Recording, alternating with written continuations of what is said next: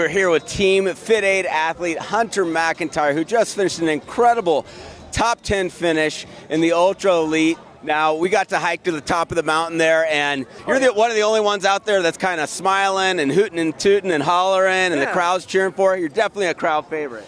Well, honestly, man, it's just like, why would you train all year to come to a day like this and just have your head down in the ground and not smile at anybody? Everybody out there is cheering for you, saying hi. These are all my best friends are at, and if I wasn't talking to them on the trail, giving people high fives, that's just no way to go through the day. How do you feel about that finish today, Hunter? Dude, that was my favorite finish in my entire career. Is there anybody out there that you had your eye on that you really wanted to beat, that you did beat, or someone that squeaked ahead? You know what? I wanted to really beat John Albin. He was the last year's champion, and he and I were going back and forth the whole time, and I ended up missing my spear, and I came down the mountain like a bat out of hell, and I just missed beating him. Anybody who was ahead of me worked really hard for it, so they earned it. We were flying down. I looked at my watch. We were doing 5:15 miles for the last 3 miles downhill, so anybody can imagine that.